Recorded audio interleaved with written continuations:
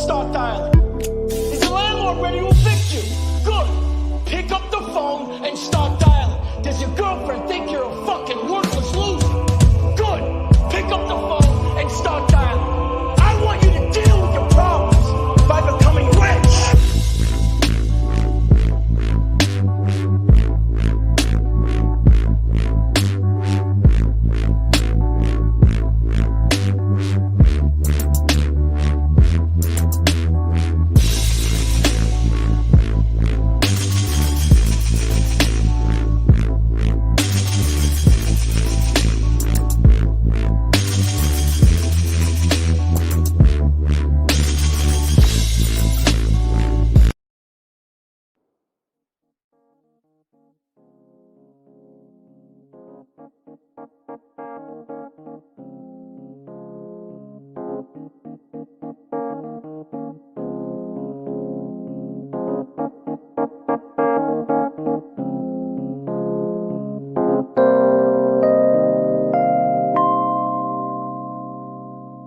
Welcome to the Talking the Line podcast, presented to you by Talking the Line Sports Media, giving you our best insights and analysis so you can rake in some cold hard cash on your next sports bet.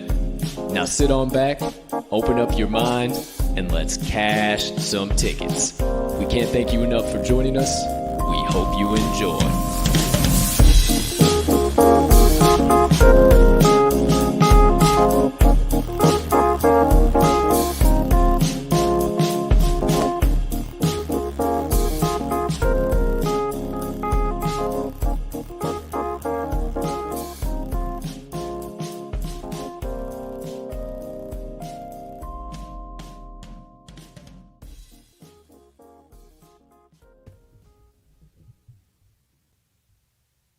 Good morning, good afternoon, good evening, ladies and gentlemen, degenerates and gamblers, far and wide.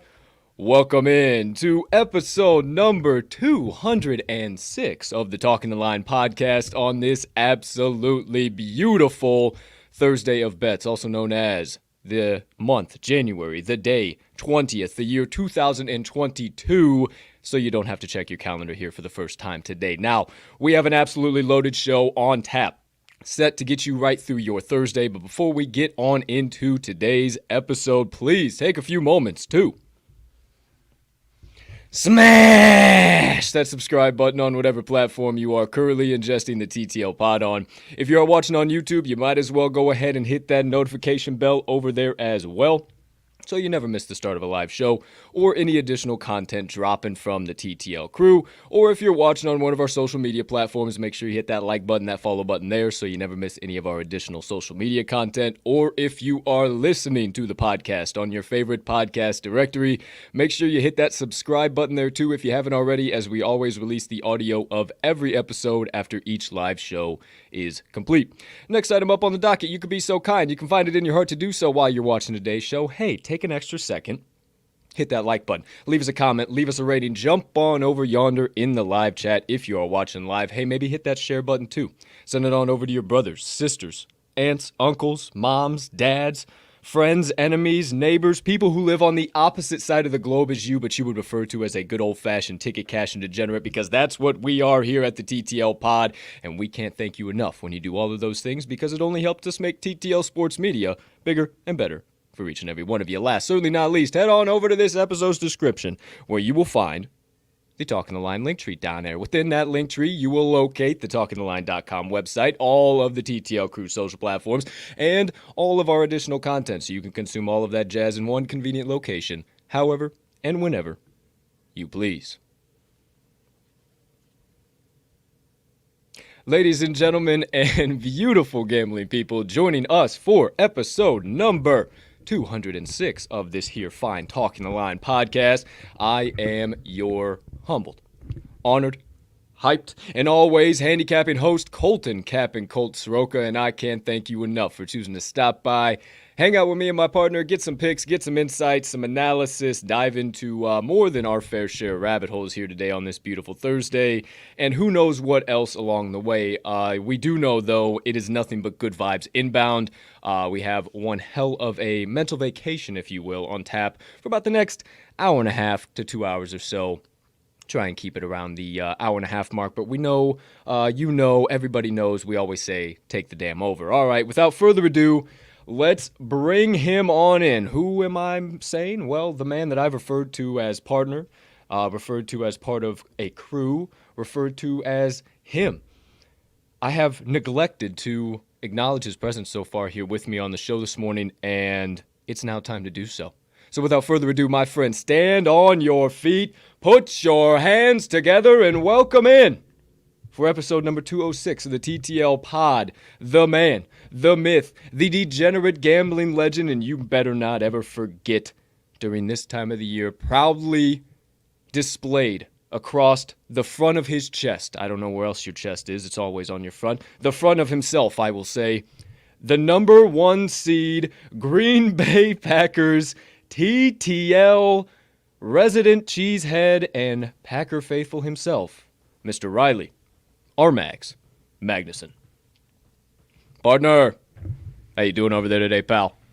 My man, absolutely fantastic. It is Thursday. As you like to say, as our one of our fan favorites, John Anik likes to say 2 more sleeps, but in his case, it is true for the old UFC pay-per-view this weekend, but also for some playoff football that is sure to be absolutely fantastic. So I am getting giddier and giddier by the day, my friend. I said yesterday that playoff anxiety was creeping in.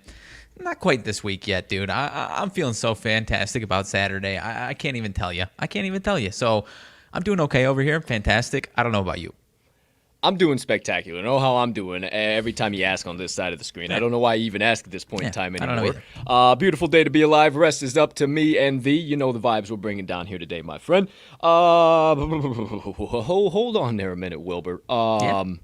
You were a little nervous yesterday. You were feeling the anxiety. You were feeling ready. Now, all of a sudden, the tides have turned. Everything's great. We're sipping Mai Tais on the beach, if you will, in reference to those tides turning in the favorable direction. Not going to be happening in Green Bay, Wisconsin, for sure. Going to be about -50, just snowing, doing its bullshit. But hey, man, it's kind of crazy because now I'm starting to feel more confident for your Packers, too. Well, yikes. Not that we need to dive into a whole rabbit hole. Honestly, the quarterback situation over there in San Francisco has me feeling pretty damn optimistic. If it wasn't for that, I'd have that nervous anxiety. But Whatever do you mean?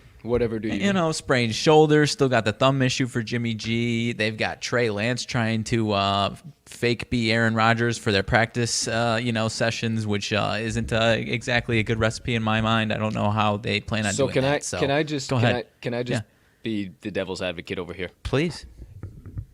You're saying some of the exact same things that if it was another team saying, he'd be like, I wonder what sportsbook or media source is feeding those things in there, because Aaron Rodgers being the we got Trey Lance trying to imitate Aaron Rodgers. Oh, that's so fucking dumb. I just feel like if the roles were reversed, maybe we weren't talking about your Packers. Maybe it would be a little bit of a different tune being sung from you, my friend. But I don't know. I digress. Just a little bit of a devil's advocate on this side of the screen. I'm not talking about no spread. We only care about the money line this weekend on my side of things, at least for now. We'll see if I'm back in the spread. But hey, don't need to dive into that rabbit hole just yet. No. It's okay. It's all right. I totally understand. Give you a little bit of a soapbox. I get it.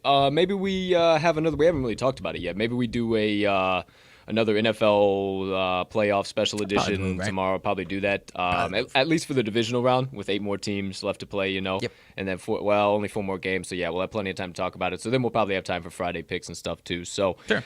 There you go. There you have it with that. Decided. Yeah, there you go. Decided. Friday NFL divisional round special edition of the TTL pod. There you go. There you have it. Yeah. That's kind of what the name will be. I don't know exactly, but there you go. There you have it. Before we get into today's show and stop talking about tomorrow's show, we're going to talk a little bit about yesterday's show. Yeah. We never like to spend too much time in the past, my friends. We never like to dwell on distant memories, if you will. But sometimes us being a full transparency show, we must quickly make a U-turn back. Take a slight glance by, if you will, and then turn right the fuck around, mind of goldfish, and get right back into today. So, quickly, let's make the U-turn. For the first time live on your screen, recapped the TTL Crew's best bets of the day from January the 19th, 2022. Okay, so you saw the look on my partner's face right off the bat. I'll let you have the floor first, pal. Sure. 0-2 on the day. Sure. What you feeling? How you doing? I don't know where to start. First, I guess I'll start with I don't think I'm touching a Virginia spread, backing Nope. or fading ever again this season, man. Maybe a total here and there, but I still don't hate that pick. It was a close game. It wasn't a very entertaining game to watch if you tuned in at all. It was that Pitt Stadium kind of looked like a funeral service, but it was a rough one. It was came down to the wire on that one, but it's an L.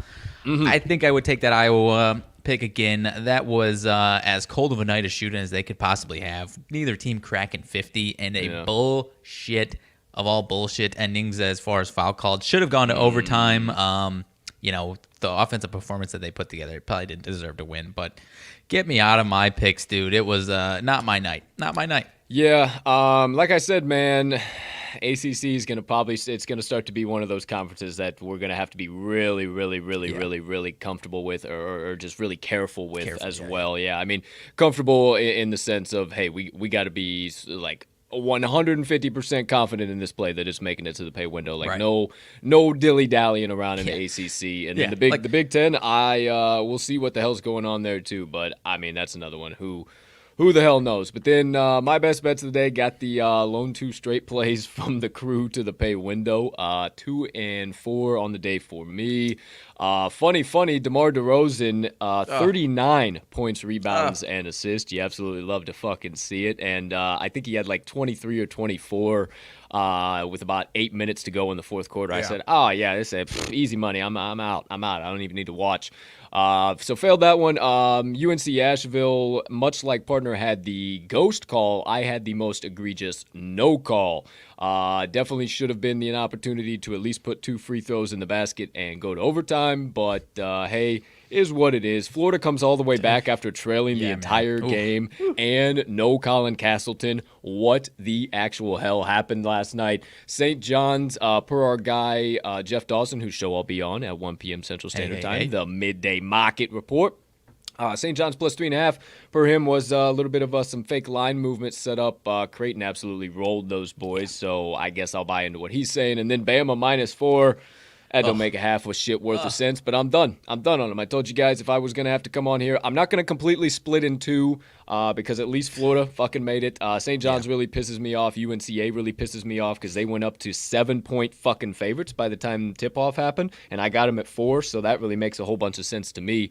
However, Alabama, that really got me. Either way. Hey, one rebound, man. Hey. One fucking rebound. Yeah. And they get it done. Yeah. Literally one rebound, or my main man, old Quinterly, doesn't fucking throw it off, decides to just, hey, let's dribble it out and be cool. We're up by 7 right now. We don't need to fucking do anything dumb. And shit, nice. let's just back it out and be cool. But hey, it is what it is. We got hooked. We got hooked. It is what it is. I ain't playing into it anymore. I told you one more fucking time. I wanted to see what the books are thinking, and I'm done with it. All right, parlay pop off. A little bit more negative energy before we get into some positive energy here. 0 for 3 on that bad boy. Goodness gracious. Washington Wizards. They tried to get it back for us. It was 118 tie ball game, or 116, and the Nets ended up winning at 119-118. Absolutely electric game. I thought they were going to come back and win it for us, the Wizards, but they did not, my friends, and we took the money line to avoid any nonsense, and they still lost. And then Virginia Tech minus 2 ended up being one of the biggest public sides of the day. That covered with ease. So, Moneyline Dice, hey, we got to give you guys some credit. So as the Crew goes absolutely, I don't even want to look at that anymore. Goodness fucking gracious. That is disgusting me. We are a full transparency show, but that's horseshit. That's unacceptable. We don't. That's not what we do. What the fuck is that? Like, that's not what we do. We don't come on here and sit here for an hour and a half and talk about the games and picks and analysis and to pump out bullshit like that. No. That's ridiculous. Now I am 5-5 on the week, pretty much exactly break even money. So Thursday, fresh start. Yeah. Sound good to you? 100%. Oh, Okay. sounds beautiful to me. All right, so we got a win with Virginia Tech. We got a loss on the 137, over 137.5. The Dice are now 1-5 on Tay week. Hey, got one in the win column. Hey, they got one in takes the a win one. column. Hey, left side is the side we're looking for there, pal, and it's only one. Only takes one. I absolutely love it. Okay, so we're updated. Everybody's on the same fucking page. You know what's coming today. We got RMags picks. We got my picks. 8 straight plays in total for you guys to play. I think we have a pretty damn close to a clean sweeper of a day, if not all clean sweeper of a day.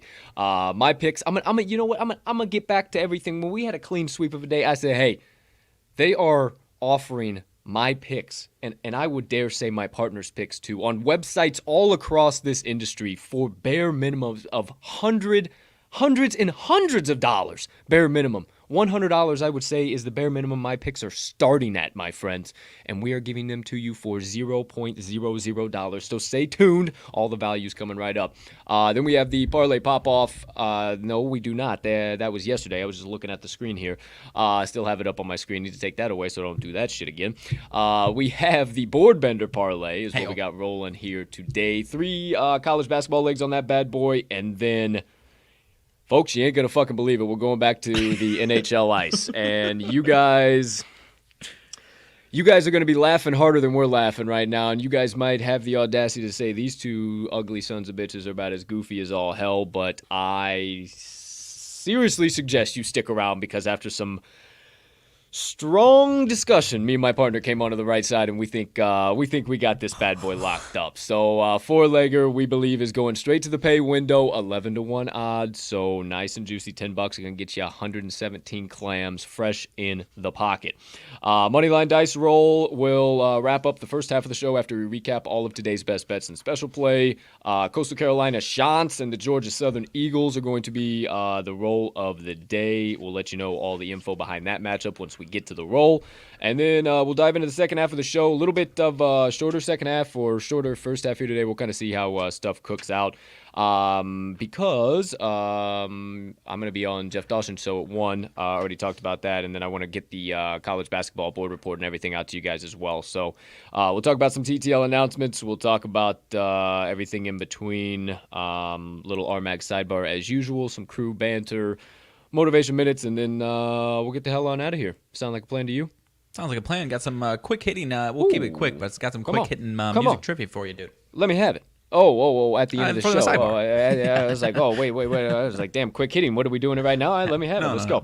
Okay, so one final task we must do here, my friends. Because we ain't superstitious. We're just a little bit stitious. And, hey, I also wore the all black, in mourning the death of every book on the marketplace. What does that mean? The last time you said that, this is what I was wearing. The green. I didn't know that. Money bags, dancing on the grave with the money bags. Oh, and we had a hell of a day. So please lift your mugs up high. I know we did. I know. Did we? Okay. I couldn't remember, honestly. To you over there, good sir, and all you beautiful people sipping the black elixir of the gods, take your sip. I'll be right back. Yeah, not just a little. Whoa! Stitches. Just a little stitches. Whoa! Okay. Without further ado, my friends, and I do believe, if not, I changed I changed between Dawson's show and our show. I don't remember if I did. No, maybe I didn't. I don't know. I can't wear the same thing back Which to day back, was so that? I'm gonna have to do was it. That last week or was that this week? It was last week. Okay. Either way, for now, until the second half of the show, until we get into more nonsense, and well, there's going to be nonsense along the way in the first half. Who am I kidding? But for now, quit the gossip, stop the drama, and cut the banter. You could go to every other sports media outlet and get. You come right here to the TTL pod for the Stone Cold Locks, picks, insights, analysis, and diving into those aforementioned rabbit holes. But most importantly, running tickets straight to the pay window with the TTL crew all day and night long. So without further ado, my friends, as always, if you got any questions, drop them in the chat. It's always open. It's always live. We'll be more than happy to talk about whatever ends up being in that chat live on the show, even if it is big wet butts from XXX Live Central Cam. It's been a long time since we've seen our friends over there at XYZ live stream. Outside of that, first segment of the day, RMags best bets of the day. He has 3 coming at you, 2 from the two from the NBA hardwood, and 1 NBA prop as well. So 3 in total. Partner, lock in. Let it rip. Let him have it. And as always, You have the floor. All right, my man. I will start with my NBA spread bet of the day. Going to the Suns and Mavericks matchup. Suns at the Mavericks. And I'm going Suns -3, partner. This one started, I do believe, right around -1.5 in favor of the Suns and has since climbed up just a little bit. Biggest thing that I'm picking off here, and then I've got a handful of other things as well, but the Mavs coming off of a back-to-back last night against Toronto. Suns getting 2 days off of rest. And last night, partner, one thing that I love about teams on a back-to-back, the night before, 102 points scored, so not very, not exactly pouring it in. 9 for 33, 27% from 3. So you're giving me a team that was already a little cold last night. Giving them to me again with probably less legs on the second night against an even better team in the Suns. I'm going to go all in on the Suns here. The Suns defense is just a bad. I would like this even if it wasn't any rest type of stuff here, partner. Because both these teams are playing really well. Two of the hotter teams in the entire league. I will admit that. But the Suns, like I said, are also just as hot, and they're getting 2 days of rest. So Suns defense, just a bad matchup for this Dallas offense. And on the flip side, Dallas defense doesn't really match up well with this Suns offense. It does look like the Suns are going to be without DeAndre Ayton, which offensively, that's going to, put a lot more pressure force the guards and wings to play a lot better on offense, which is fine with me. And defensively, I really don't see that being an issue. They've got a lot of defensive depth behind him, so they'll be fine on the defensive end defending this Mavs team. All the same, I have no issues there at all. Trend-wise, the Suns own this matchup, partner. 20-8 ATS last 28, either location. They have won outright the last 8 games. And are 8-1 ATS the last 9 in Dallas. So they have owned this Mavericks team over the last few years. And then just some broad trends here. Suns 5-1 last 6 following a straight up win. The Mavs 3-8 last 11 versus a team with a winning road record. And the Suns, I skipped around here a little bit, 5-1 last 6 as a road favorite. So again, a fantastic road team getting 2 days rest against a team in the Mavs that actually, I believe, 10-11-1 ATS at home this year, even worse last year. So classically, the last couple of years with this Luka-led team that is kind of perceived a little overvalued, I would say. Not very good at home covering the numbers. So give me the Suns -3 on 2 days rest, my friend, on the road at the Mavs. I love it. I wasn't really sure what your rationale was behind this. I love the line movement, but I didn't know where you were going, and I'll be damned. I love everything you laid down there. Hey, quick question. Is it cold as shit where you're located over there in the Windy City as well? I feel like it's just all of a sudden gotten really cold again. Just yes 12 or no. degrees. Just Dude, I yes haven't been or no. outside in Yeah. like 5 days. I mean, I have, thinking but that's where that was going either way. Laundry even though it's and cold, garbage is all I've gone outside for, dude. Even though it's cold outside, the bets are going to be warming us up, kids, is where I was trying to go with that. There you go, my partner's first best bet of the day. Also, the Suns are going to be blazing hot for us tonight. Phoenix Suns, -3 on the spread. Partner's first best bet of the day. Now, he's got 2 from the NBA hardwood. One is that spread, one is a prop, and then he's got 1 from the college basketball hardwood, I did say. So I kind of messed shit up there. Stick with the NBA, partner. Let us know your prop. I'll talk a little bit in there as well. Maybe I got a little something extra coming later on in the show, but let it rip, let him have it. Pick number 2 of the day for you. Alrighty, sticking with the NBA, that prop that I'm going to be talking about here. I'll keep this one quick. I don't have a ton of things, but I love this one a lot. Brandon Ingram over 22.5 points. So just over 22.5 points. One of my favorite guys to back on the points total here, partner, the last couple of seasons, if I'm being totally honest. Yep. I like to talk about how some of these biggest name guys, typically a little overinflated on their points spread props, Steph, KD, James Harden. But Brandon Ingram is a high-scoring guy that is just not inflated by any means. His averages, or his point spread, over-under on his points are pretty accurate to what his averages are. This one is on the road here in New York. And, partner, he's actually this year and his career, he's actually scoring a little bit higher on the road than at home, about a point higher classically this year and on the entire few years of his career here. And I really love this matchup against the Knicks. This Knicks team has not been able to defend wing scorers very well, these small forwards. Anthony Edwards, a couple nights, very high scoring in the first half, and then he just kind of, went ice cold, missed a lot of open shots in the second half. So I think Brandon Ingram's going to knock a lot of those down for us tonight. And, a couple nights back, the last one before that, again, for the Knicks, Miles Bridges put up 38. Very similar scoring guy, scoring talent as Brandon Ingram. So I would not be surprised. I expect him to get at least 25 in this matchup, partner. Sure. I would not be surprised at all if he gets to 30 in this one. I think he's going to have a hell of a night shooting. He's been a little not bad by any means, but definitely due for some positive regression. Literally, I was going to say that, a little not bad. A little not bad, because he's been under this the last couple of games, and it hasn't been like, oh my gosh, we can't touch Brandon Ingram with a 10-foot pole. It's not like that by any means, but he is due for some positive regression in my mind. And I think he has a nice shooting night here tonight and gets over this 22.5 for my second and final NBA bet of the day. I like where your head's at, pal. I actually showed up on our pre-show meeting here this morning. Not like we do some fucking just huge big thing or anything, but I said, hey man, I like Brandon Ingram such and such, and he goes, are you fucking kidding? I got Brandon Ingram point total 22.5. So I absolutely love that. So I will ask you, my friends, stick a pin in the thing he said about his season averages. Stick a pin in what he also said about not being. What did you not a little not bad. A little not bad. Stick a pin in that. A little not bad. Stick a pin in that as well. And we'll circle back to old Brandon Ingram once we get to my best bets of the day. But I love it, partner.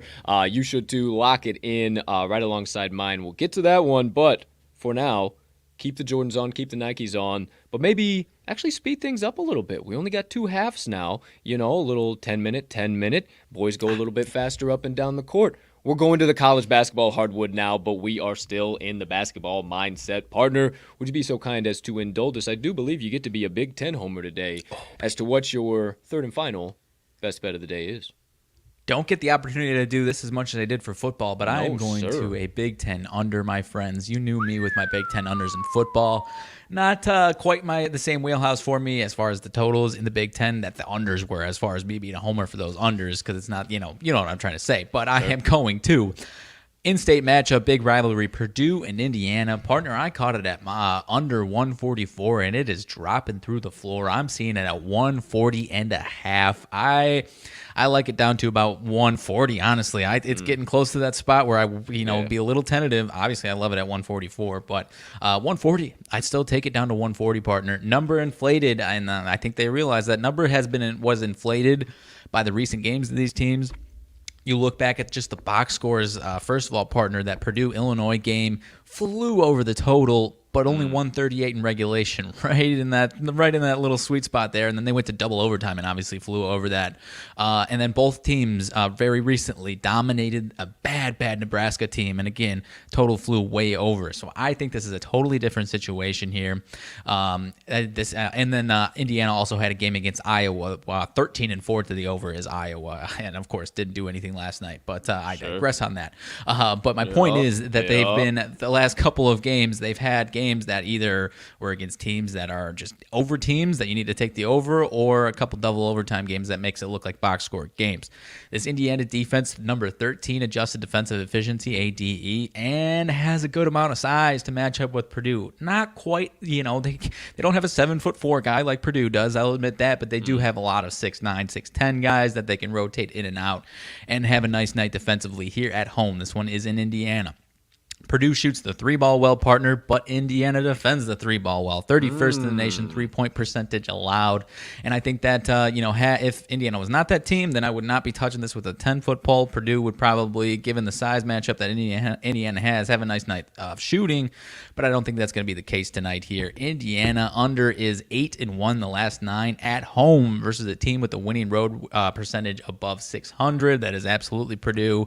5-1 last 6 as a home dog, which they are here. 8-2 last 10 following an ATS loss, and a couple bigger sample sizes. 19-7 last 26 versus a team with a winning road record, so even further back, and 18-7-2 last 27 as a dog. And the under between these two teams is 5-2 the last 7 between this Purdue and Indiana matchup. So I absolutely love it, partner. I know that these teams have been scoring lately, but I do not expect it tonight. It is going to be a gritty, must-watch game, I will say, but a gritty, scrappy, grinded out. Both teams fighting and clawing for this damn win, and it's going to come on the defensive ends on both sides here. So give me the under. I got it at 144, but I do like it down to under 140.5. I'm in it. I like it at 140.5. I wouldn't go any lower than 140.5, but it being 5-2, the under in the last 7 meetings, man, I jumped off the screen at me today when I saw that. I just haven't had a eye at all for totals, but I know you have, so I'm gonna get in the boat here with you. And last thing for me, you be the judge of this. Purdue's actually won the last 9 meetings between these two teams. I really think at home here, Indiana is going to be desperate. And again, I know if I'm sounding like a broken record, I apologize, but I think their defense is going to be ramped up big time, man, big time. So I love it a lot. I think so too. You got me in the boat, my friend. I hope you all are as well. RMags final best bet of the day: the Purdue Boilermakers and the Indiana Hoosiers under 140.5. Currently, he got it at 144. Okay, good sir. Anything else from you in regards to your 3 best bets of the day? No, sir. Take it away from me. All right. Well, we'll keep this proverbial podcast train steaming on down the tracks. I, my friends, will first change the ticker, for it is now time for my best bets of the day.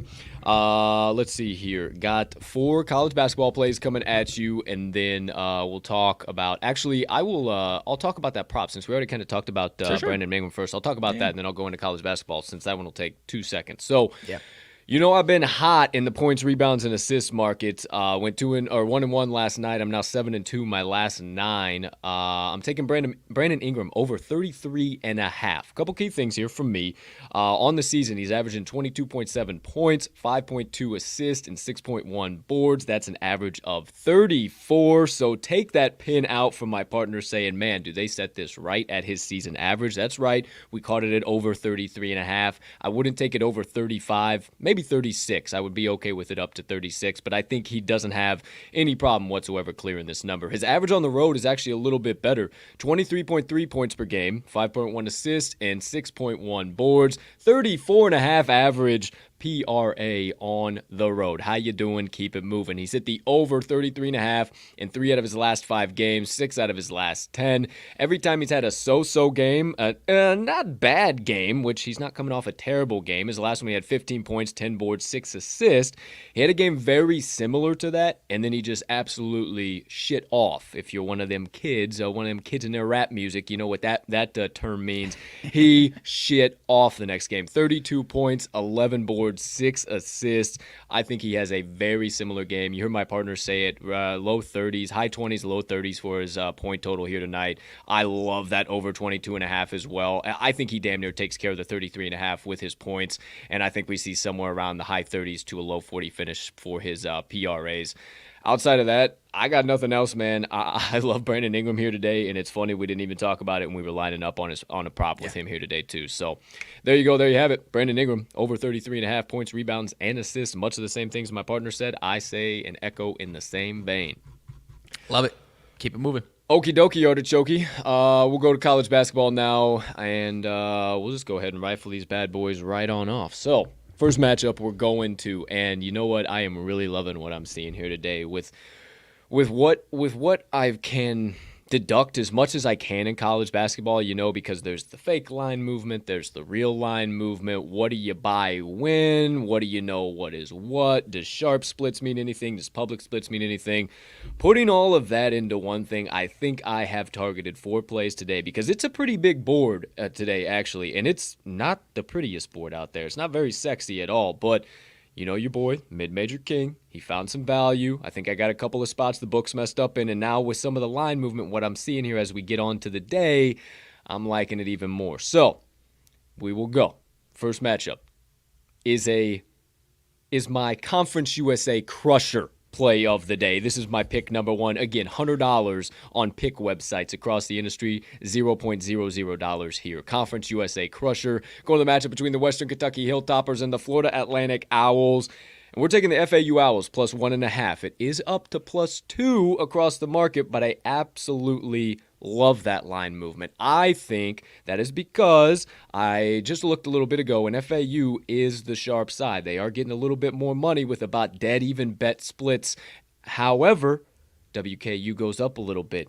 The books don't want to get their ass burned off on one of the few games that the public might know something about in Western Kentucky and FAU, so they're going to tick that up just a little bit to try and get some of their money back. They're not putting it up to 2.5, 3, 3.5. It's not like that. just up to 2, and I think we have nothing to worry about with that line movement. FAU should be favored in this game. They are 1-0 as a home dog this season. Took care of business outright as well. 8-3 straight up, 5-3 against the number at home so far this season. I think they continue to roll on their home hardwood.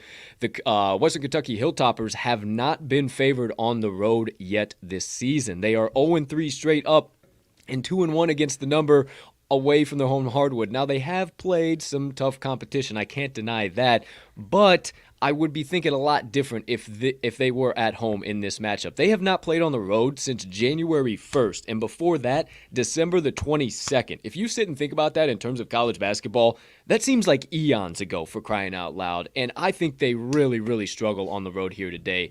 These teams are ridiculously similar, my friends, and if you look at it, FAU really holds the edges here at home. It goes much deeper than just my goofy-ass opinions thinking that this is going to be, being at home for FAU is going to be a big thing in their advantage. FAU, 75.2 points per game.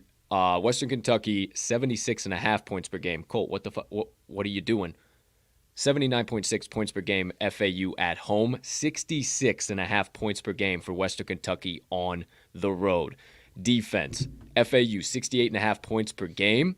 Western Kentucky, 68.2 points per game. Colt, what are you doing?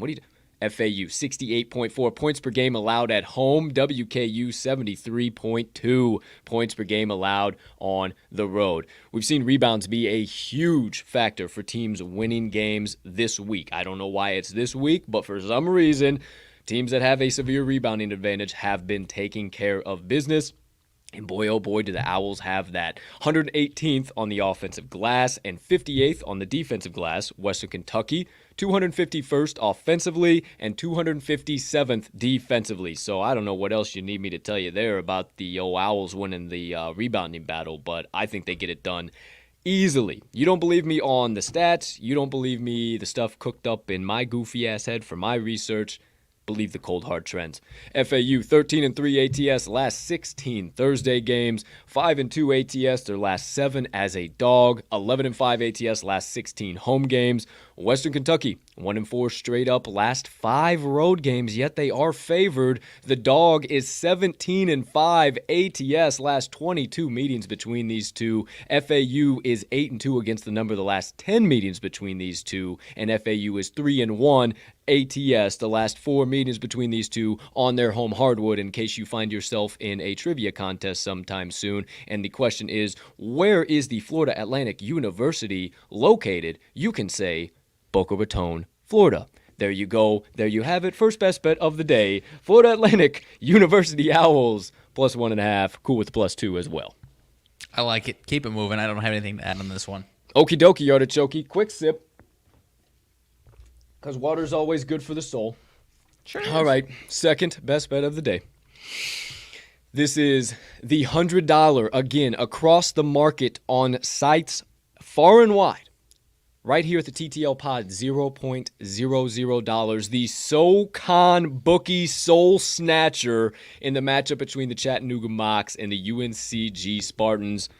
We're taking we're taking the Chattanooga Mocs. I'm sorry, -3.5. I had a little backwards because typically I would be on UNCG here, but I do not think they are a very valuable side. Shout out to our guys Scott Webb and Jeff Dawson. They talked about a little something about teams being favored in their conferences and stuff, and getting points or in certain spots, and sometimes all that doesn't really matter here. And I think in this spot, however, Chattanooga being favored with how good they are in their conference, I'll talk about here in a minute. I think that's all going to lead into them absolutely rolling here today. So the Mocs are 4-1 straight up in SoCon play so far. 6-3 straight up, 5-4 against the number on the road. Their only failed covers were a -8, -12.5, a 6-point dog against Belmont, who Belmont, goodness gracious, I wouldn't want anybody to play them. I wouldn't wish that on my worst enemy. And then a 5-point dog against Murray State, who the Racers you can pretty much put in the same vein as Belmont. So this UNCG team is nothing even close to those, and this -3.5, we're not worried about it being a big spread or bunch. I think this is perfect. I think the books kind of messed up. I think they were anticipating a lot more people buying into UNCG with this being 3+ the hook. Oh, yeah, they should be able to do that. And a lot of people, the books and the sharps, are lining up on this one, and I think rightly so, because UNCG's 2-3 straight up in SoCon play so far, 6-1 straight up at home, but 3-2-1 against the number. The only reason that they are favored or that they're at low 3.5, I think that's overvalued. That's because they're 6-1 straight up. Now let me tell you about their opponents: Coppin State, North Carolina Wesleyan. If you can point to that college on the map somewhere, let me know. Vermont, Elon, Furman, and Wofford. When Furman came in, they struggled a little bit. Now, they did push the spread out there. That was their lone push, but that high-level team in the SoCon, they did struggle. A couple of keys here.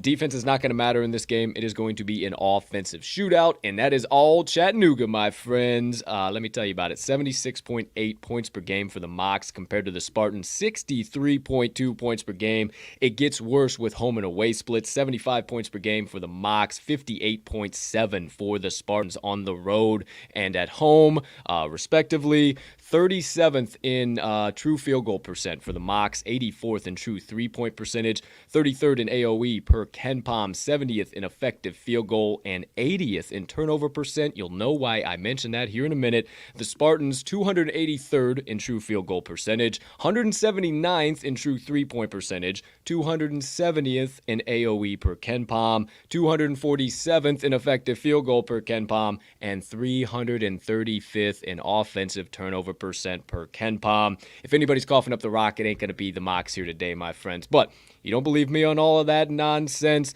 believe the doggone trends. Chattanooga, 22-8-1 ATS last 31, following an ATS loss. 36-16 against the number last 52 road games.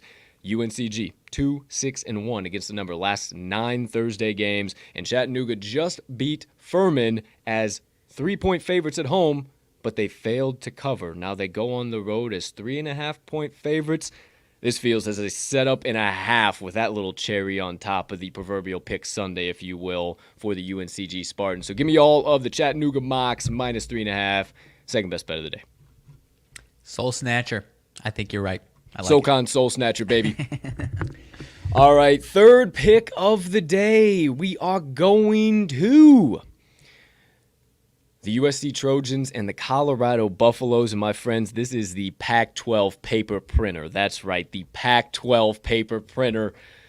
Give me the Colorado Buffaloes +2. Point blank, period. USC is overvalued. 4-1 straight up, 3-2 against the number on the road. 4-1 straight up is the only reason that they are being favored here, and they should not be whatsoever. They are scuffling right now. 4-2 straight up in Pac-12 play, yet they are just a very small favorite here in this spot. I'll tell you why that has so much significance. Colorado 9-1 straight up, 3-5-2 against the number on their home hardwood. You say, whoa, and you want to back them against the number? Yes, because they were severely overvalued to start the season. Now they've come back to their mean and playing a lot better and covering their numbers now. 4-2 straight up for the Buffaloes in Pac-12 play as well. So when you got two similar teams in a conference game with the exact same records, I recommend always taking the points, especially with a home team, home dog, that is number one in home court advantage per KenPom this season. It gets way worse in home and away splits as far as statistical means than what's cooked up in my goofy head. Offensively, USC averages 75.4 points per game, and Colorado only averages 71.4 points per game. You say, what? Hold on. Colorado, 84 points per game at home. USC, 69.8 points per game on the road. Holy smokes, you see an edge there. Defense is pretty similar across the board. Not going to lie, not any crazy edges there. But I mentioned USC is scuffling a little bit, and where it's kind of coming from is the defensive side of the ball. Last 3 games overall, they're averaging 75 points per game allowed, where Colorado is only averaging 65.7 points per game allowed over their last 3. So if any defense is going to step up, I like it to be the Buffaloes a little bit here. And last but certainly not least, free throws. They matter in close conference games with close spreads like this. Colorado, 72.1% from the stripe. USC, 61.3%. In 2020, the Colorado Buffaloes shot 81.9% from the stripe. So I like to see a little bit of positive regression still coming from them. In 2020, the USC Trojans shot 64.9% from the stripe. So pretty damn spot on with how they shoot the free throws. I don't think we see any improvement there, and they continue to be piss poor from the stripe, especially with those crazy Colorado fans bouncing all over the fucking place while they're trying to knock them down. That allows Colorado to get the cover. Oh, if not the outright win, I like the outright win, but I'll take all the points the books are willing to give. But you don't believe me? Believe the trends. USC 2-6 ATS, last 8 overall. 1-4 ATS, last 5 following an ATS loss. 2-6 ATS, their last 8 as a favorite. 1-4 ATS, their last 5 Thursday games. Colorado 3-1 ATS, their last 5 overall. 7-2 ATS, their last 9 as a home dog. 7-3 ATS, last 10 Thursday games. 4-1 ATS, last 5 versus a Pac-12 opponent. 6-1 ATS, the last 7 meetings with USC, and 7-0 straight up the last 7 meetings with the Trojans, and they have been underdogs on the lines. I can't pass this one up. I know I said stay out of the Pac-12, but this one is way too good to be true. The Pac-12 paper printer, third best bet of the day, Colorado Buffaloes, +2. I like it, my man. I stared at this one. Probably of all the ones that I played, this is the one that I looked at the most without playing it, man. That home court advantage. Because I think just full, because honestly, my biggest thing that kept me away was USC coming off of a loss, looking for a bounce back. But as opposed to that, I do think they're just in a spot where they're regressing overall. So I do like it quite a bit, man. Colorado's no scrub team at all, dude. No, not at all. Not at all. Come on in the boat. We'll get the Colorado Buffaloes straight to the pay window. Okay. I think I'm in. Fourth college basketball bet of the day. Going to the Mountain West. This is the Mountain West Murderer pick that would be selling for $100 a head on sites far and wide, but right here on this show, the final best bet from your boy, the Mid-Major King, for $0.00. The Mountain West Murderer is the Boise State Broncos +1 in their matchup today against the Utah State Aggies. Point blank period, Boise State is rolling. This isn't one that you have to worry about like, oh, they're the dogs and they're so much better.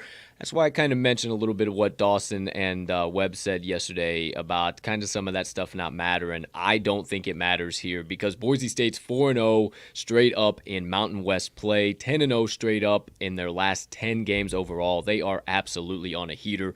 4-1 straight up, 3-2 against the number on the road. I think they continue to win outright, but I will take the point just in case some nonsense happens right at the end. However, I think they take care of business, no question about it, because Utah State is scuffling, regardless of where they're at right now. 1-4 straight up in Mountain West play. They've lost 5 out of their last 7.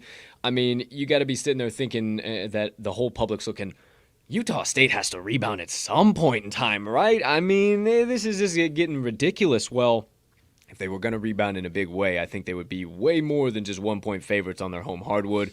And I think we continue to see them struggle here today. 4-3 straight up, 3-3 against the number at home. And I really think the only reason they're favored here is because they are at home and they have somewhat of a decent home court advantage, but not enough to get them a win here today because Utah State has some serious injuries. They're going to be without R.J. Idlerock. He averages 7.8 points per game, and also Brock Miller, 8.8 points per game for the aforementioned Miller. So 2 guys who can knock it down for him and really keep him in games, and 2 solid defensive contributors that are going to be without for the old Aggies. So I think that's going to loom large for them. And then also, I mentioned rolling versus struggling. Just kind of looking a microscope, if you will. Last 3 games here, Utah State's averaging 65 points per game. Boise State's averaging 72.7 points per game. Defensively, Utah State's allowing 69.7 points per game, and Boise State's only allowing 63 points per game. So pretty damn significant there as far as offensive and defensive edges here just recently. That's really what I targeted in on. And then also, defense travels, and if any defense shows up, I think it's going to be Boise State's. I looked into it, and I couldn't believe my eyes. They're actually 10th in the nation across the board in defense right now. Defensive points per game, just 10th in the nation across everywhere. And Utah State's 174th, so pretty damn severe difference. I think the Broncos continue to roll here, but you don't believe me? believe the trends for the final time today. Boise State 6-1 against the number last 7 as a dog, 5-0 ATS last 5 as a road dog, 6-0 ATS last 6 road games versus a team with a winning straight up home record. 13-6-1 ATS their last 20 following an ATS loss. UTST, I'm looking over here looking at my notes. Utah State 1-4 ATS last 5 overall, 3-7 against the number last 10 following a straight up loss, and 1-4 against the number of their last 5 home games versus a team with a winning straight up road record. Lock it down, lock it up. The Mountain West book murderer, Boise State Broncos +1. I actually like it quite a bit, my man. Utah State was they were kind of that team early in the season, but wheels have kind of fallen off. Nothing to do with your pick, but quick fun fact. You know the I believe chant, the I believe that. I believe that.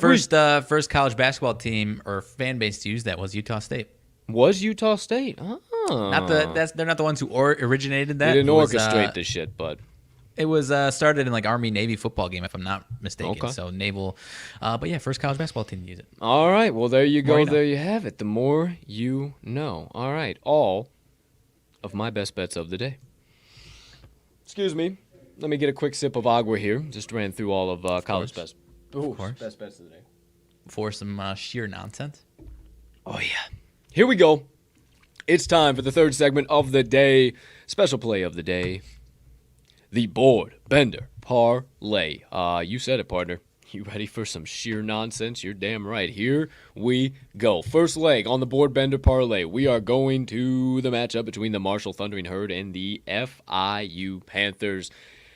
We're taking the FIU Panthers +2.5 for leg number 1. Couple of key reasons here. Seems like a setup and a half for Marshall, if you ask me. They are 8-2 against the number in their last 5 meetings between these two teams. Regardless of location, they've absolutely taken care of business. Yet this is the shortest spread that there has been between these two teams in the last 7 seasons. Great big how you doing, if you ask me. But also, if you ask me, the Thundering Herd are 1-4-1 against the number last 6 Thursday games, 1-5 against the number of their last 6 on the road, and 0-5 against the number of their last 5 as a favorite. Do not buy the Fugazi number on the Marshall Thundering Herd. They should not be favored. FIU gets it done, at least the cover +2.5, maybe not right win as well. First leg of the Board Bender Parlay. Yeah, love it, my man. These road teams, 1-5 ATS on the season. These road teams that have bad road numbers, it's no Fugazi shit right there. That's been pretty true, I would say. 150%. So there you go. There you have it. Sure seems like a setup if you ask us. So we're taking it for leg number 1. Leg number 2, we're going to the matchup between the Monmouth Hawks and the Fairfield Stags. We're taking the Monmouth Hawks -2.5. Line open up -1. It's up to -2.5. Pretty much just the books honoring a boatload of money and bets coming in on it, as should be. Fairfield is just not that team, my friends. And the only reason why Monmouth is such a short road favorite here is because they just got beat by Iona on their home hardwood, and Iona is arguably the best team in the MAAC, so I don't really see why the books are trying to undervalue them here. They're still Monmouth. Monmouth has been an absolute wagon all year long, and I think they continue to be. I don't think 2.5 is enough. I think they win this by 8, 9, 10, 11, 12, 15. I think they roll on the Stags. They're pissed off after losing to the Gales. They think they're the best team in the conference, not Rick Pitino's boys. Yeah. Fuck them motherfuckers, say the Hawks. We're coming back, and we're going to lay the hammer down. Monmouth -2.5, second leg of the Board Bender Parlay. Yeah, both teams looking for a bounce back. I trust the confirmed much better team in Monmouth on this side of things. 100%, 8-4 against the number are those Monmouth Hawks last 12 meetings against the Fairfield Stags. Also, 7-3 against the number last 10 as a favorite, and 9-2 against the number their last 11 on the road. Leg number 3 is another college basketball leg, and my friends, we call Fooey once again. We're going to the Big East matchup between the UConn Huskies and the Butler Bulldogs, and we've said it multiple times this year. If you don't know, you won't know, but you better get familiar quick. Bulldogs of the Butler variety are simply not those guys, pal. They are not those guys, pal. I repeat, they are not those guys, pal. UConn, I'll let you hammer this one home, pal. Go right ahead. If I do believe these two teams played rather recently. Oh, you are not correct, or you are correct, my man. I am you are not not correct. wrong. Oh, okay. You are wrong. Goodness gracious. Yeah, all you over are the not fucking wrong. map. Way to hammer it home, kid. Here we go. I was already thinking. Bright eyes, 'cause you big kept saying- smiles. Bright eyes, big smiles. Here we go. Here we go. UConn is these guys, pal. That's what I'm. I got my own brain twisted. UConn is these guys, pal. And Butler, my man. I think people are still trying to buy into. Whenever Butler is this scrappy underdog team, especially at home, they're a scrappy underdog team that takes care of business, and that's just not who they are at all this year. They're 3-7 ATS at home. I mean, and it pains me to say, one of my favorite home court environments in the entire country, and one of my favorite teams to watch when they are that scrappy underdog team, or even just a good team, and they just aren't. Flat out, they aren't. But yes, they did play 2 days ago, my friend, and UConn took care of business 76-59 as a 14-point spread. And normally we might say, dropping. "Oh man, drop 7 points in 2 days because after a 2-day game and UConn covered the first time. We gotta take Butler." Whoa, that's not the case. No. We don't believe that is the case here. 7-point home court advantage difference. I call phooey. Normally, I would say, hell yeah, Butler's home court, absolutely. But nah, they just don't have their fan base excited. We've already talked about. We popped into their games, and it was just, where's the atmosphere? What's going on here? And I think that continues here tonight. And I think UConn once again smokes them by about 15-20 in this time around, partner. 150%. Butler Bulldogs 1-4 against the number. Last 5 games against a Big 12 or a Big East op. I apologize, not a Big 12. This is a Big East conference game here. They're also 1-4 against the number. Their last 5 overall. Connecticut 4-2. UConn, that felt weird to say. 4-2 against the number. Their last 6 games overall, and then they're also 8-2 against the number. Their last 10 January games. 4-1 against the number. Last 5 on the road. UConn continues to roll, my friends. Don't fear the 7.5. It's been very profitable for favorites this year. And if you know your boy, when I'm laying heavy wood, you should be pretty confident in it. So there you go. There you have it. The 3 college basketball legs. We got one more. Take off the Jordans that you walk to the stadium in. Stick your legs deep in the pants with the pads loaded so high. Throw over the old sweater, and if you don't know what the hell I'm talking about by now, lace up the motherfucking skates and get on the ice because it's time to go back to the NHL. And I know, folks, I sat right in this seat only 2 short days ago, and I said unto you in the words of my uncle. I just had a little fucking flashback. Iron Chef, Food Network was the name of that. I say unto you in the words of my uncle. I know I said right in this damn chair on Tuesday or it was Wednesday, whatever the fuck it was, that I was never going back to the fucking NHL ice again, and I was so done, and it was pissing me off, and yada, yada, yada, yada, yada, yada, yada. Hey, shout out real quick before we go any further. Shout out our guy Ted Mause at Chalkboard in the chat. Our fucking guy. Hey, we got it. Hold on, we got it. We're getting there. Yes, Boise State will be there. Hold on. Oh boy. Okay, so we're fucking going back. How could this possibly fail? How could this possibly fail? Oh gosh, you haven't even said the settle best down. part yet. Settle down. Leg number 4. Board Bender Parlay. We're going back to the Philadelphia Flyers, and we're taking them on the damn money line. Philadelphia Flyers money line. There is no reason in the entire fucking world for this team to be favored. No reason whatsoever. They just lost in a shootout to the Islanders. We got crushed. It was absolutely ridiculous. We look deeper into this. Columbus is dealing with old Uncle COVID. He's ravaging that team. There's a lot of key guys, key players out. There's all types of shit going on in that organization that we are just not confident in backing them. Because I said, man, him as a dog, that seems like a setup and a half. And he said, man, that's the one that I saw too. So we're going back. We think Philadelphia is going to put some things together. Finally, money line is not too chalky. You don't have to eat that much. And wouldn't you know that the Flyers are 5-2 straight up their last 7 as a favorite, 4-1 straight up their last 5 as a home favorite, and Columbus Blue Jackets are 17-42 straight up their last 59 as an underdog, 14-37 straight up their last 51 as a road underdog. I'm not saying, I'm just saying, this one stinks to high hell. We have to take the Flyers on the money line, and I promise this time, if it does not make it to the pay window and it busts the Board Bender Parlay, I am fucking done with NHL. Partner, take it home. Columbus 6-12 on the road, straight up all season long, my man. But yeah, it's the COVID issues that really pushed me over the final edge because they just gave up 9 goals their last time out, man. Yeah. I think that's going to matter again. I think they're going to struggle defensively once again. And the Flyers, I do believe, have won the last 4. It's been a couple of years, but they have won each of the last 4 matchups between these two teams.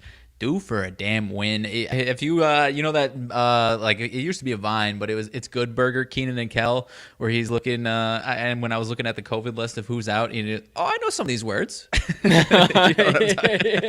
I know some of these words. That's what I was doing, looking at the COVID list. Like, oh, these guys matter. Yeah, I know who this guy is. Oh shit, okay. Words. I don't pay attention to hockey. I know who that is. Rough night for the Blue Jackets. Give us the damn Flyers. Probably, I have to imagine it'll be the one that's the final one standing to get us to the damn window, partner, as far as the way these times are laid out here. I would imagine, Philly's going to be dead-ass last, and we're going to be sweating it out towards the end. And we couldn't stay away. We couldn't stay out of it. It was too fucking electric, and we think we got stiffed in the shootout 4-3. Suck my ass. It was 10 rounds of a shootout, and we got fucked. That's all I know. So, shots, that's what I'm saying. They absolutely obliterated them. We're back to the Philly Flyers. Take them on the money line. Wrap it up. Board Bender Parlay paying out. Last time we looked, plus 1,176 odds. So, without further ado, let's just keep this proverbial podcast train on steaming down the tracks. And why don't we just recap everything we talked about there, huh? Let's do it. All right. Without further ado, make sure we change that bad boy. Everybody knows it's time for the best bets of the day recap. Make sure we get this going. It gets all fucking glitchy when I do this shit. Okay. We are back in business, but first, you know the drill. Rip out your sportsbooks, pull out your pens, pencils, and paper, or whatever mode, means, or method you utilize to take stock of the TTL crew's best bets of the day, because as I rip in the second half of that aforementioned TTL crew, my partner, the legendary RMags TTL Sports, it is now time to recap all of our best bets of the day for this beautiful Thursday of the bets. Beautiful Thursday of bets. Of bets. January 20th, 2022. Oh, cover it up a little bit. Let's move us around. Here we go. Showtime. Please, so kindly, turn your attention right next to my dome piece. You see it. RMags picks his 3 best bets coming at you. Number 1, he's going to the NBA hardwood with the Phoenix Suns -3. Then he's going to the college basketball hardwood with the Purdue Boilermakers and the Indiana Hoosiers under 144. And then back to the NBA hardwood for a prop. He has taken Brandon Ingram over 22.5 total points. Then, on the opposite side of the screen, right side of the screen, still in line with my head, all of my best bets of the day. We got 5 coming at you. We're taking the FAU Owls, Florida Atlantic University, +1.5. The Chattanooga Mocs, -3.5, lay in the wood. Colorado Buffaloes, +2 at home. Look at that beautiful court. Boise State Broncos, +1. And Brandon Ingram, over 33.5 points, rebounds, and assists combined to wrap up my card. Right next to my partner's dome piece. You see the 4 legs on the Board Bender Parlay. The Florida International University Panthers, +2.5. The Monmouth Hawks, -2.5. The Yukon Huskies, -7.5. And the Philadelphia Flyers from the NHL Ice on the money line, parlayed up for an over 11-1 odds payout on the Board Bender Parlay.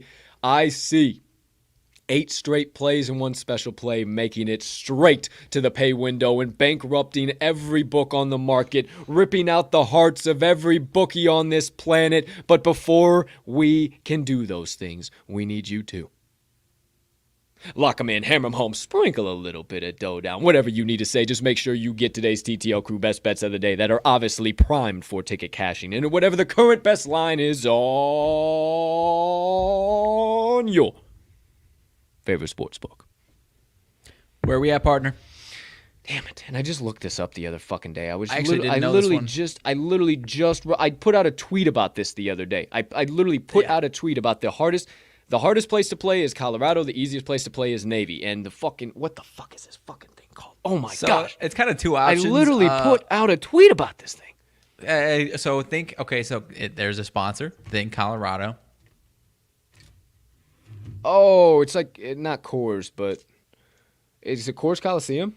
Coors Event Center or Coors Event CU Center. Events, Colorado U Event Center. Either one I do Colorado Event Center, that's right. The Colorado Event Center, yeah. I was seeing both, honestly.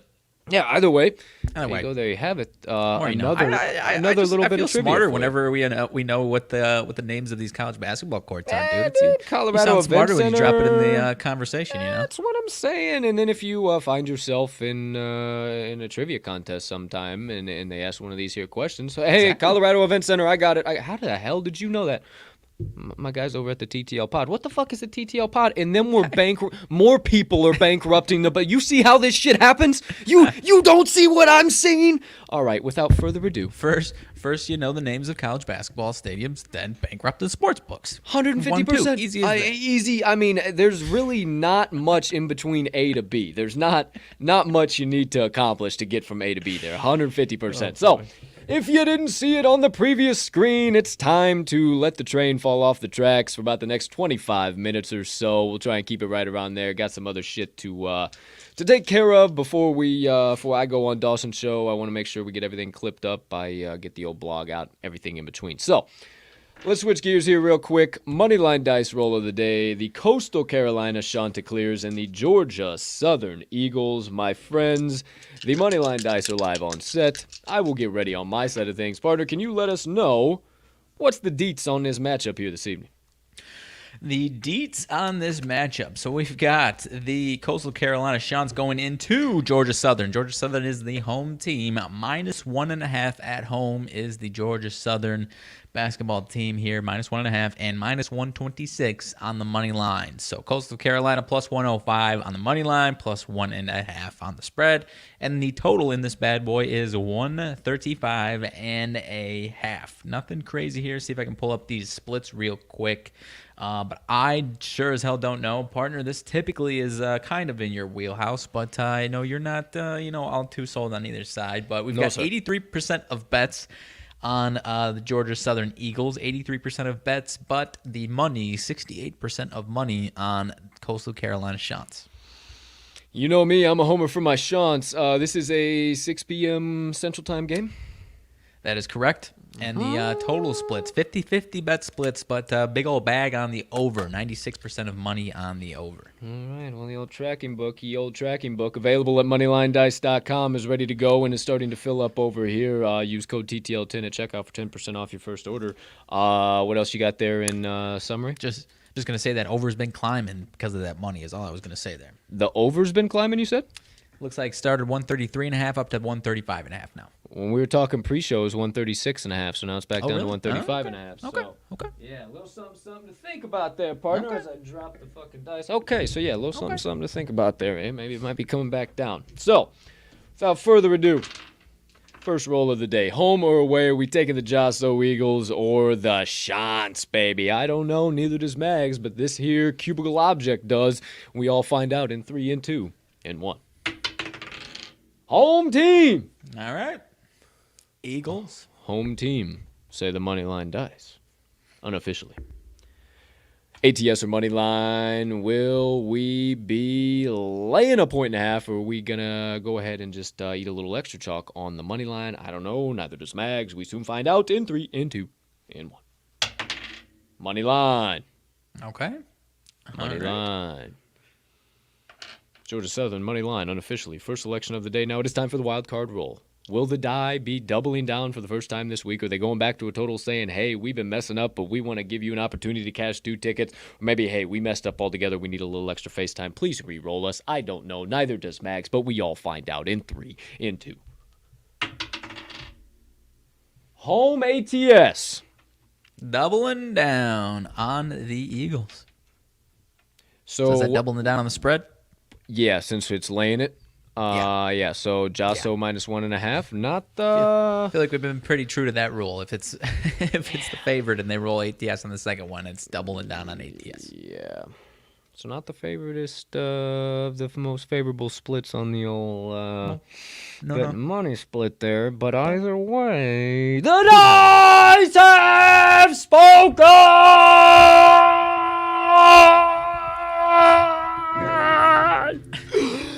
If you want a guaranteed take 1 ticket straight to the pay window tonight, no questions, no qualms, no queries, none of the bullshit, zip it, seal it, not from me, not from Mags, but per the all-knowing, ever-present, ever-powerful Moneyline Dice, they say lock in right here, right now.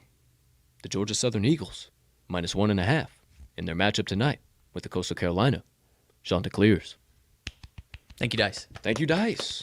Thank You're you, going to get a Dice. damn knock on the door from the old freaking loony bin talking about the neighbors think you're talking to Dice over here, dude. Dice have spoken! I could not imagine being somebody who has no idea what I'm the sorry, fuck we this do. man's And talking to inanimate objects over here.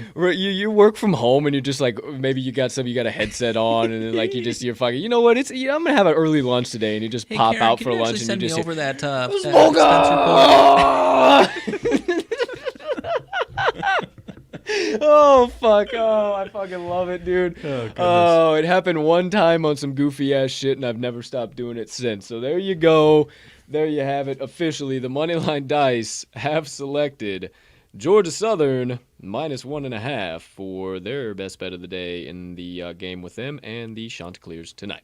See if that pays off. Dice are 1-5 this week, my friend, so might even be potential fade territory for you there as Need you, well. Dice. So, hey. Need you. You'll see. We'll see. Who knows? There you As go. long as I can just stick to a trend like this for the week, and we know to either back them or fade them after the first day, Low either key. way. I mean, shit. Just let us know. Not that inanimate objects can have a trend, but I mean, fuck. 5-1 last week, 1-5 this week. I mean, if you call me crazy, what do I know? Either way, Guess on uncharted territories at this point. I don't know. 100 bands. know, dude. You want your own set of Moneyline Dice. You want your own doggone tracking book. You want your own MMA scorecard, which I am going to fucking utilize to the fullest. I totally forgot about it last week. I was just so damn busy with like all types of other shit. This is a tracking book or the MMA scorecard as well. Yeah. You can track. You're like your little judge sitting there. Fucking, I'm all about it this week, and I cannot wait. But I totally forgot about it. I just had too much shit going on last week, and I left it sitting on my desk. So UFC 270, your boy is scoring every fucking fight on top of releasing his UFC blog this upcoming Saturday. So we'll have even bets and all types of other stuff going down. So without further ado, let's get into the second half of the show. The old proverbial podcast train is obviously officially way off the rails at this point in time. So, kick it off there, partner. What you got burning on the brain, melting on the heart, festering on the soul that you have been dying to get out to the kind folks that joined us on episode number 206 of the TTL pod on this absolutely gorgeous January the 20th, 2022. It is Music Trivia Thursday, my friend. I've mixed it up we go. a little bit today. What's your suggestions for movie Monday trivia? I sprinkled those types of suggestions into today, so I've got some legit trivia for you, my friend. Okay, baby, This one's a tough one. This first one's a tough one. I was more of a fun fact that I was fascinated. Feel free to chime in as well, Yes. folks. If I don't fucking ruin it if I'm struggling guessing here, but call me a dumbass if you all know it out there. Whatever, have some fun in the chat. Let's get weird. Okay. According to this, whatever site I was on the internet, what musician was deported from Japan in the 1980s for possession of marijuana? Very famous musician. This feels like a Jimi Hendrix type of deal. Nope. Was he dead past that time? Was he gone? Sorry, tease and peas, Jimmy. I don't know. Love you. I don't know, honestly. But not a bad guess by any means. Okay, not in that wheelhouse. ballpark. Okay. Not someone that's not like a classic stoner that comes straight to your mind. Not quite a classic stoner by any means. Member of the Beatles. Member of the Beatles, yes. That would be. I don't think it was Paul. It wasn't. Something's making me want to say fucking Ringo, but I don't think it was fucking Ringo. Nah, it wasn't fucking Ringo. So was it Paul? Was it Paul McCartney? It's Paul McCartney. Wow. According to this website. Yeah. Hot damn. For some reason I was thinking it was. I don't know why I was thinking it was Ringo, but Paul McCartney. Oh, look at you. That was, I knew it was one of those two. I knew that. I knew that somehow. I don't know why. I knew that somehow. Okay, It was in the old Rolodex. You know Usher's smash hit, Yeah. Shorty got is- down, she was grabbing up on me. Shorty get down, minute dancing a low key. Yep. You know the one. You know the one. Yeah. What two rappers are featured on that song along with Usher? Lil Jon and Ludacris. Yes, sir. Yes, sir. Bend it over to the front, touch your toes like Yes, a sir. there. Get low. Oh yeah, dude. I fucking that was one of my for the window. No, that's not that song. That's a different song. but still Yeah, at the no, same that's time. timber. That was like that genre, that little like period in time, that fucking like crunk music. Oh yeah, absolutely. Okay, so another one similar realm of questioning lines here. Who is featured or whose song is "Drop It Like It's Hot"? You've got Snoop Dogg and When the pimp's in the crib, Puff Daddy. no, No? no. When the pimp's in the crib, drop it like it's hot, drop it like it's hot, drop it when the pig's trying to give it to you, park it like it's hot, park it like it's. I'm trying to get to a point where somebody else sings.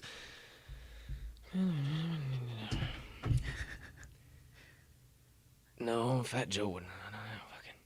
Who the? If you don't know, I'd say it would have been tough. I don't know that one actually. Because I mean, when that comes to your mind, Puff, you just Puff think Daddy Snoop, was honestly. my first one. Puff Daddy was Pharrell. It was Pharrell. Really? Yeah. Wow, I would have never went there. Ever. Pharrell's Wow. Dude, Pharrell's got a sneakier list of Okay. fucking hits or things that he's been on than people realize, I think. Yeah. So there's this. Okay, so right up your alley on this one, dude. I promise, right up your alley. Uh-huh. We Are Never Getting Back Together by Taylor Swift. Who is that about? I was kidding, obviously, but who is that about? Liam. No. That was the other one. What the? Actor. Yeah. I have no idea. Jake Gyllenhaal. That one was about Jake Gyllenhaal? I was just like, oh, he's not going to have any idea. But it was Jake my Gyllenhaal, gosh. apparently, according to this website. Jake Gyllenhaal it is. Wrapping it up. Okay, kind of similar to what we did the last couple of weeks. On this day, 2014. 2014, okay. What was the number one song on this day, 2014? More of a Rap more of a genre? hype song. More of a hype song. Kind of a rap genre a little bit? Kind of mixing in the like rap house. You know, kind of tone the line of rap house-ish. This is like... You went to a 20 dance probably the end of our high school years, This is definitely. 2014. Like, this is like almost like graduation is on the horizon right now. Like, I'm not giving a fuck. Like, Probably. I'm living life. I'm listening to a lot of tunes right now. I'm trying to like, I don't I'm trying to, remember like, it being- put myself 'cause in obviously 2014 Golden Shoes. Yeah, but at the same time, like it probably like we probably got It's sick of almost it by a the time we got to decade college. ago, Mags. I know, dude, that's wild. I can give you a hint as far as who it's by. Give me a. So when you think those types of, so it's a male artist first That's- of all, I yeah, guess. So when that's- you think the most like hype songs of So that, I'm thinking Post Malone, but that just doesn't. way so much more hype though, like So much more hype. Okay. like fist pumping type hype. See, I don't listen to that bullshit. That's just not my style. Bald man. Bald man fist pumping 2014. Come on, I can't give you any better hits. You're Would gonna it laugh. be, would it be Pitbull? Yes, Pitbull, bald man, hype. I don't know. 2014. I don't listen to pop music. I know, You have that's like fine. an I'm just- infatuation with pop music. I don't know do why. not. I just think that's funny. You like pop music. This would be. I mean, Mr. Worldwide. If you don't know, it's Timber. Timber. It's going down. With Kesha. Yeah. Yeah. I don't know. I feel like those are spot on hints. Bald man hype 2014. I feel like that was his the fist pumping bald man in 2014. I feel like I nailed those hints for you. Fist pumping bald man in 2014 could arguably be found anywhere on the fucking Jersey Shore. So don't Whatever, fucking dude. give me that. And the one thing, if you had to pick one person who that would embody, I would say it would be Pitbull. 2015, last one, and then I'll be done. 2015 on this day, last week was "Shake It Off" by Taylor Swift. This is a male artist. You actually guessed this song last week because he was on last week's, I think like 2014 and 16, if I'm not mistaken. He had 2 on last week's rundown. Okay, that would have been Bruno Mars. I'm smart enough to remember that. There you go. So this was 2015, you said? Yes, This sir. year? Oh, man. And this was like really when I was listening to Bruno, too. Like sophomore year of college, trying to fucking serenade some honeys. Like, Less of a. I remember last week's was trickier. This one should be less trickier, I think. And you definitely said it last week, and I said, that's a good guess, but no. because last week was Grenade and fucking. Take it on. No, I don't think it then. Fuck, man. What the hell? 2015? I don't know. This one's got me. Because I'm sure I can probably sing it as soon as you fucking say it, but I don't know. You're going to be mad. It's Uptown Funk. Oh, that I did say it last week. Yeah. Uptown funk you up. I said uptown funk you up. Come on. Yeah, old Bruno's about due for one of them old speaker smashers. That hadn't been out for a while, but there you go. There you have it. What you looking up over there? I was trying to see what the other one that we're blanking on. I'm struggling to find it though. Yeah, I don't know. I can't remember what the hell that one was. Either way, Locked out of heaven. Oh yeah. There you go. There you have it. There's Thursday music trivia for you. All right, RMags Sidebar, Thursday music trivia. Well, thank you, good sir. Appreciate your sidebar as per usual. What do I got? Excuse me. What do I got? Hey, if you ain't got into the crypto and even further into the NFT space, I was a part of the idiot group about only a few short days ago, my friends. But I did stop being part of the idiot group. This is the future. Crypto is the future of liquid capital. 150%. There's nothing more, nothing less that you need to know. Go do your own research. Go figure it out. I can kind of be a resource. I'm slowly learning day by day. I've been falling into rabbit holes, but this NFT shit is no joke, man. I mean, I try and put it down for a minute, and then I find myself back into 15 rabbit holes. And I'm telling you, some of these projects and what they have, like, it's the missions behind them and the vision that they have and what they're doing now. And like, I mean, there's some of these sons of bitches that cost you $300 now. Next week, they're going to be worth $150,000, and if you hold on to the son of a bitch, they pay you about $500 a day in actual real money. So at the end of the month, you're making about $15,000 aggregate, and then also you're getting you got this picture that's got their. I saw this meme. And I guess I'm saying this because I don't want you guys to be that guy. Don't sit out and miss on this. There's going to be a dip. Trust me. There's going to be an NFT dip soon. I don't know when, but soon. The ass is going to fall out of it. Just like the internet did, everything. And then it's going to come, boom. It's going to shoot right back up, 150%, 150%. But don't be that guy that's the corporate stooge or whatever the case might be. Going the fucking 9 to 5.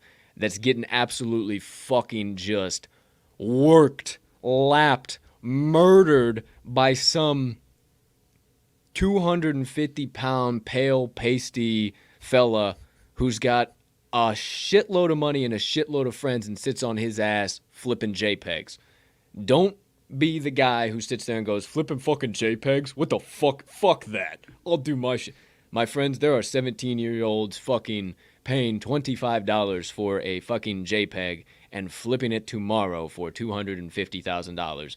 Do not have the audacity to sit there and tell me you cannot make money in this fucking society, cannot figure it out. My eyes have been, I slept on it for a year. I slept on it for a fucking year, dude, and you can't sleep anymore. You can't, because it's gonna be here sooner rather than later. So that's my 2 cents. Probably sometime next week, I'm going to be an official NFT holder. Hey. Been waiting for some Ethereum to fucking transfer, but once we get I feel so fucking weird talking about this, dude, because I would watch this shit and I'd be like, fucking Ethereum and fucking Bitcoin. It is so fucking important, guys. It is so important. It is so important. There are rappers, and who are the one group of people that, number one, I respect the fuck out of. It's the only music I fucking damn near listen to. But walk around with fucking duffel bags filled with cash.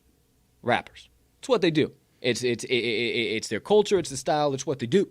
However, rappers are changing to cryptocurrency now, my friends, and fucking wearing their JPEGs in the form of fucking their NFTs in the form of chains and balling out in that style, and fucking all of their money is in crypto, and everything they do in their elite super high societies is not done in their Louis Vuitton bags with fucking 50 million sitting in it anymore. They got 100 million sitting in fucking Ethereum and Bitcoin in some account somewhere. I digress. I just don't sleep. That's it. Stop sleeping. 100%, dude. I have not dove deep like you have. I was going to tell you this afternoon. I went on a Top Shot rabbit hole last night. Not so. As far as it seems like maybe more like minuscule, like maybe more immediate minuscule gains.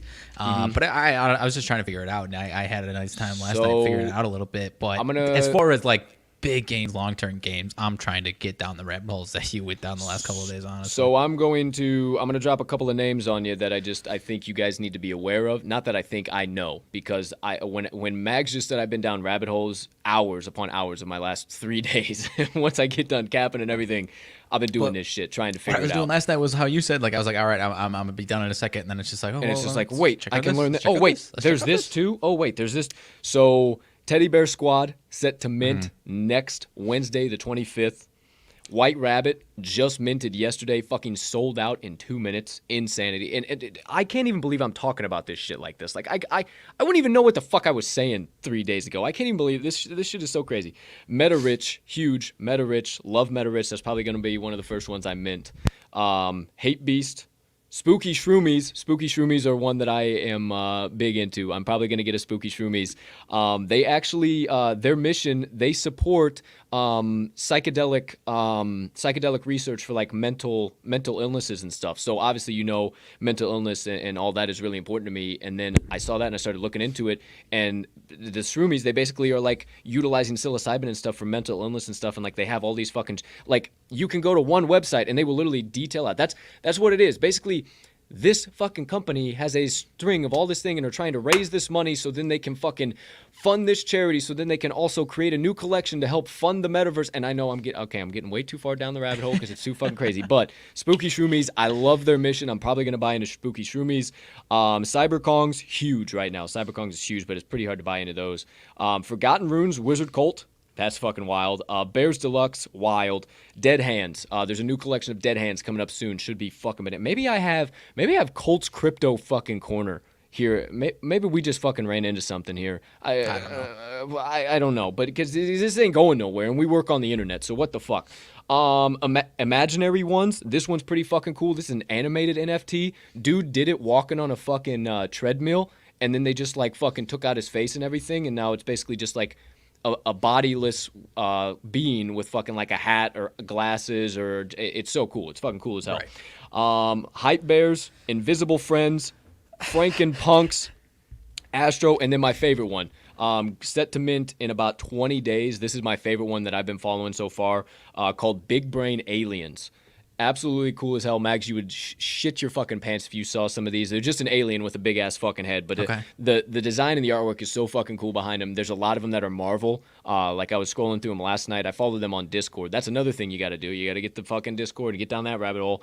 And they did a couple of their leaks, and they had like Iron Man and Spider-Man upside down, but in big brain alien form. So like they had some cool ass shit on there, and like, I'm telling you guys, the more you get into this, and you'd be like, what's he talking about? Minting and Ethereum, and you just, I can explain it, because what I would do is I'd go and I'd watch people talk about it, but unless have my hands on doing this shit, I don't understand it as well. So like that was really, I just got into it and I just started, okay, this is how I meant. Oh, I have to have a fucking MetaMask, and then okay, also you can fund through MetaMask, but Coinbase might be a little bit more secure. It'll take a little bit long. Okay, whatever you want to do here. Okay, you can just straight fund the MetaMask, so you don't really have to worry about Coinbase.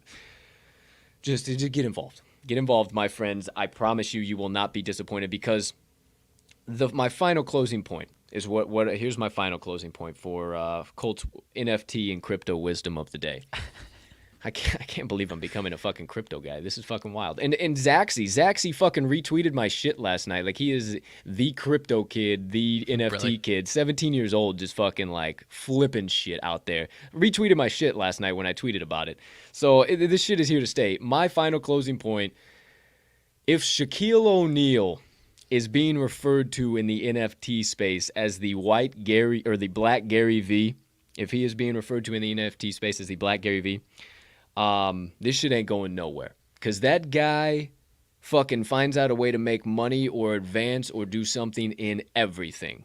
Golf balls, fucking printers, fucking NBA dude, he's a TV, DJ? fucking DJing, everything.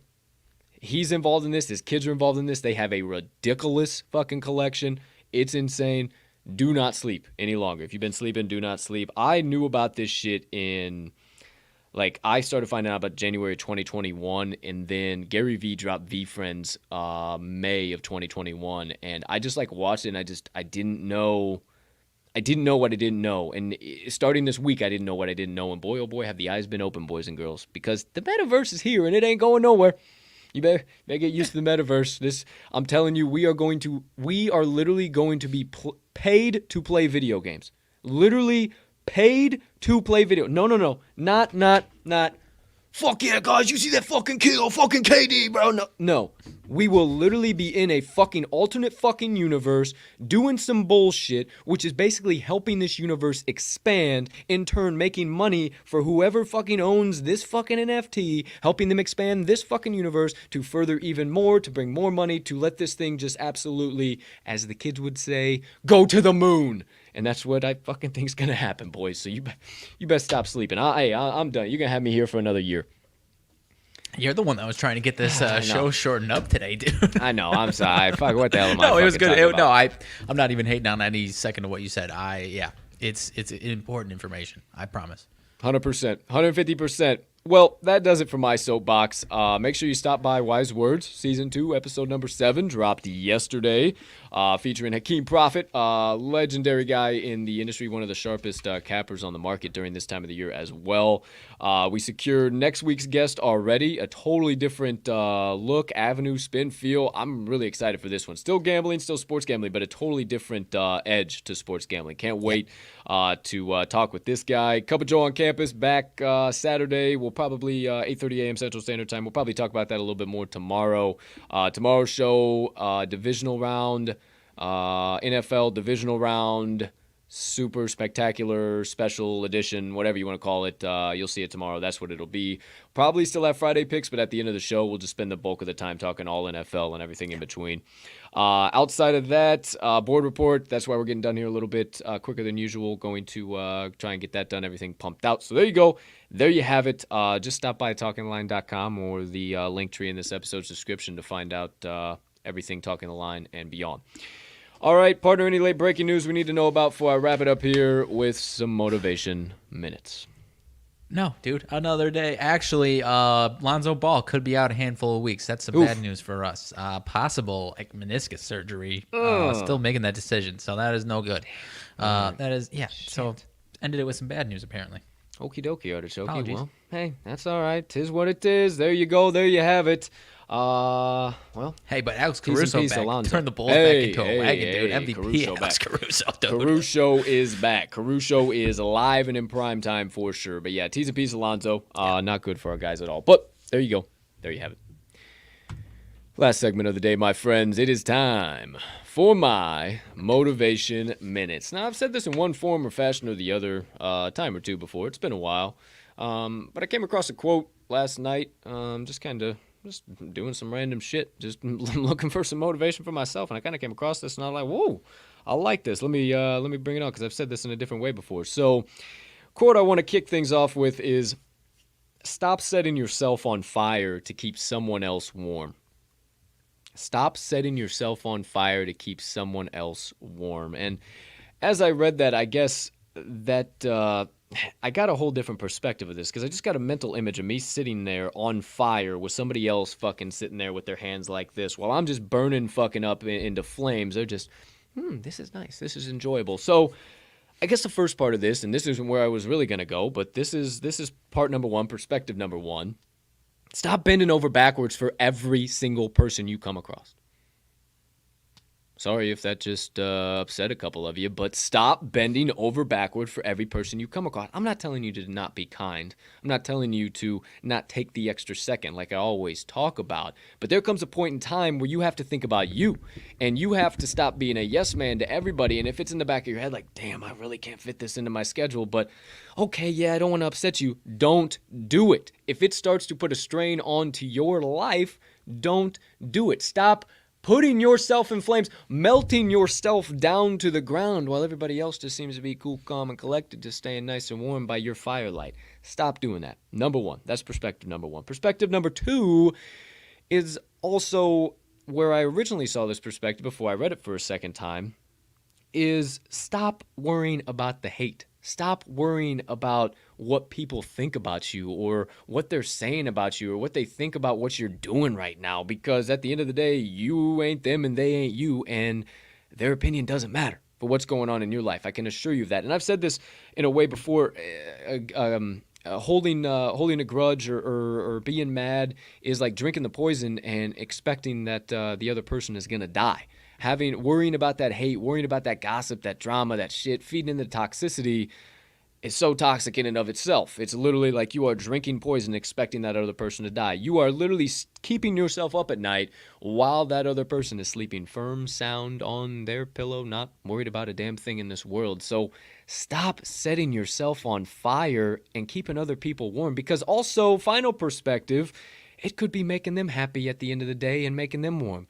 They got shit going on in their life so severe, so troubling, so off the fucking wall that they need to just spew venom and toxicity into your life just to see a little bit of nastiness happen to you. And, you know, as a matter of fact, I kind of went through a situation like that here recently. I won't name any names or anything like that, but a young man who shot himself in the ass before. And some people might know who I'm talking about if they're familiar with it. But a person who has shot himself in the ass before and had the audacity to try and spew toxicity and negativity at my life and make me feel less than. Like I was a dumbass that had shot myself in the ass before, but I never have been. So don't worry about that, my friends. Whoever anybody is, and yes, that was a subtle jab for me. Needed to get that out. Either way, don't let anybody make you feel less than. Don't let anybody else set you on fire while they kick their feet up and fucking keep warm all night. Fuck that. It's about you. It's about your life. And I get off my soapbox today and I put it in closing today. Stop setting yourself on fire trying to keep someone else warm. And that does it for my motivation minutes of the day. I love it, my man. As far as picking up at the end there, just having the confidence that you know that you're much better than whatever the hell that person's saying. If you don't have the confidence, then you look internally. You got something else to figure out there, right then. 100%. If you don't have that fucking mentality, then you got some shit you need to work out internally and get the inside right, the outside will follow along. So I can appreciate that, partner. There you go. There you have it. My motivation minutes of the day. Okay, let's get on out of here. That's officially episode number 206 of the TTL pod. Without further ado, make sure you stop by this episode's description. Once again, Linktree down there, and talkingtheline.com, and at Talking the Line on Twitter, talking_the_line on Instagram. Everywhere in between, you'll see it on the closing credits. I don't know why I waste time saying it. Either way, ladies and gentlemen, degenerates and gamblers, far and wide, for myself and Mags, we hope you have a spectacular rest of your Thursday, unless you have any other plans. We can't tell you how much we appreciate the hell out of each and every one of you for your likes, your shares, your comments, your follows, your retweets, your subscriptions, everything in between. We see it, we see you guys, and we appreciate you from the bottom of our hearts. Thank you, thank you, thank you, thank you, thank you. Remember, it is a beautiful day to be alive. The rest is up to me and thee, and we are choosing to spread positivity. There you go. That's my new quote, baby. How about them bananas? Without further ado, the real reason we have this show, well, mental vacation, positivity, good vibes, so nobody else does, obviously. But, filling the motherfucking bankroll and getting tickets straight to the pay window. So make sure you get those bad boys locked in too, so you can stay with us at the end of every single episode of this here pod. Let's cash some tickets.